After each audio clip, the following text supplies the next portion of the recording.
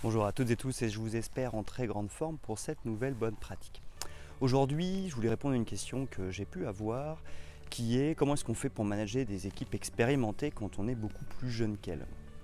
Alors je vais le faire en deux vidéos, je vais faire cette première vidéo qui est plutôt sur les basiques et les fondamentaux et une deuxième vidéo qui va être plutôt sur une réflexion à mener sur la relation qu'on peut entretenir avec les autres personnes.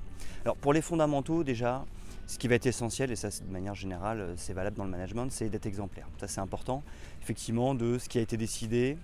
Il faut qu'on le respecte parce que si on ne respecte pas ce qui a été décidé, effectivement, on ne sera pas du tout crédible. Et les équipes, surtout, il va y avoir des problèmes de manque de confiance. Et donc si les équipes n'ont pas confiance en nous et ne nous trouvent pas crédibles, ça va poser quelques soucis.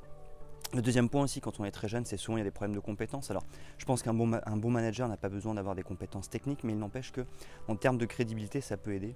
Donc, je pense que c'est essentiel en tant que jeune manager de continuer à développer ses compétences, mais de manière complètement transparente, c'est-à-dire être capable d'assumer ce qu'on n'est pas capable de faire, être capable d'assumer ses erreurs, mais aussi parallèlement montrer qu'on est en train de développer ses compétences et qu'on est déterminé à avoir beaucoup de compétences. Le troisième point, pour les équipes expérimentées, c'est si on sent qu'il y a des blocages, l'idée ça va être de les comprendre. Donc il va falloir mettre en place une bonne relation, il va falloir mettre en place beaucoup d'écoute, il va falloir donc effectivement essayer de comprendre ces équipes et surtout chercher les émotions. Effectivement, s'il y a des blocages, si on sent qu'à un moment donné il y a des choses qui ne se passent pas très bien, il va falloir chercher l'émotion. Est-ce que c'est de la peur? Est-ce que c'est de la colère? Ou est-ce que c'est de la tristesse? C'est-à-dire qu'à un moment donné, qu'est-ce qui se passe? Si finalement il y a un problème avec moi en tant que manager, je suis le manager, il y a un problème avec moi, qu'est-ce qu'il y a derrière? Est-ce que c'est de la colère? Est-ce qu'à un moment donné j'ai manqué de respect à mes équipes et donc du coup elles sont en colère?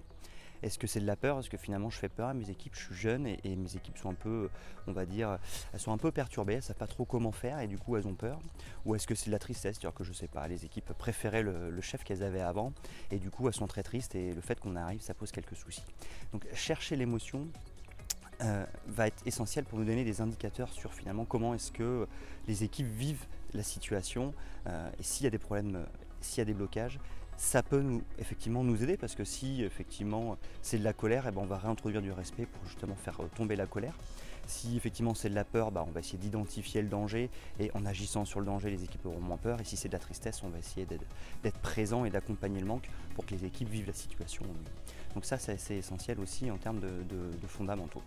Et enfin, le dernier point qui est fondamental avec les équipes expérimentées, ça va être de leur donner un maximum d'importance. Donc l'idée, ça va être de prendre en considération leur avis et de les écouter au maximum parce que finalement, plus on avance dans l'âge, plus on avance dans la compétence, plus la transmission du savoir est importante et plus finalement notre compétence aussi est importante et on a envie d'être reconnu justement par notre compétence. Donc il faudra insister sur la reconnaissance de leurs compétences et ça passe par l'écoute bien évidemment, mais aussi par prendre en considération leurs avis, voire carrément les laisser autonomes et donc les responsabiliser au maximum pour qu'elles puissent faire d'elles-mêmes sans avoir à attendre une quelconque validation parce que ça c'est extrêmement gratifiant pour des équipes expérimentées et donc des équipes compétentes.